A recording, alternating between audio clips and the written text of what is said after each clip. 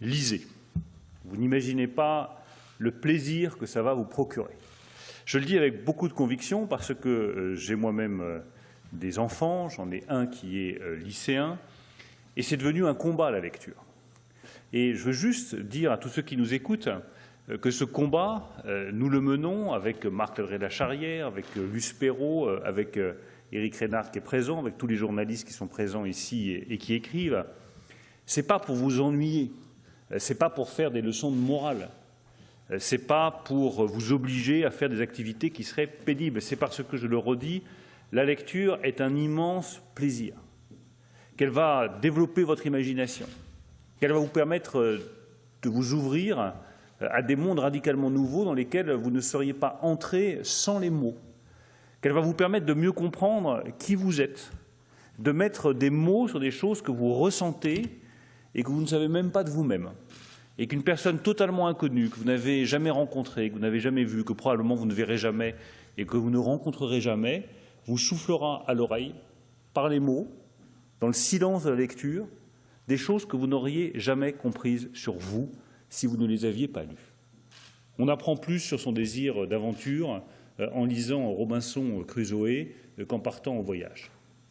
On apprend plus sur le désir et la jalousie qui peut animer le désir et qui est souvent à la base du désir, en lisant Albertine retrouvée ou La prisonnière, qu'en faisant soi-même l'expérience. Et quand on souffre soi-même de jalousie parce qu'on aime quelqu'un qui ne vous aime pas ou qui est aimé par quelqu'un d'autre, eh bien, il suffit de lire Proust pour comprendre ce que c'est que ce sentiment, de mettre des mots dessus, et ces mots vont vous apaiser.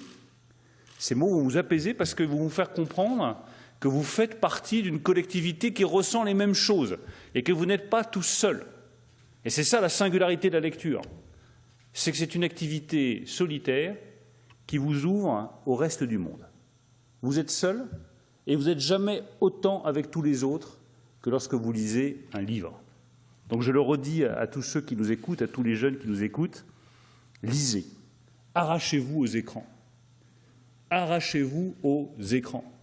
Les écrans vous dévorent, la lecture vous nourrit. C'est toute la différence.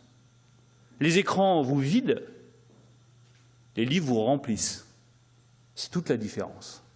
Alors évidemment que c'est un combat parce que l'écran, c'est la facilité, on est capté, l'attention est captée. Puis en plus, ils sont tellement bien organisés, ça fera le lien avec les GAFA, qui savent vous donner, exactement comme on le fait pour les rats, des petits stimuli nerveux, toutes les 5 secondes, toutes les 10 secondes, qui vous obligent à continuer à rester scotché à votre écran. Mais malheureusement, ce n'est pas ça qui vous permettra de développer votre liberté. Et je termine par là parce que c'est aussi une conviction très forte chez moi. La littérature est une arme de liberté. Et les écrans, trop souvent, peuvent devenir, pas toujours, je ne parle pas des écrans de cinéma, je parle des écrans des géants du digital, peuvent devenir des instruments d'asservissement. Vous pouvez être asservi dans votre consommation, dans votre comportement, dans vos pratiques, dans vos gestes, par des écrans qui sont formatés pour orienter votre pensée.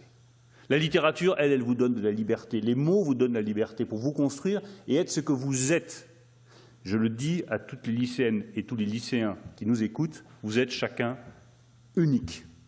Chacun.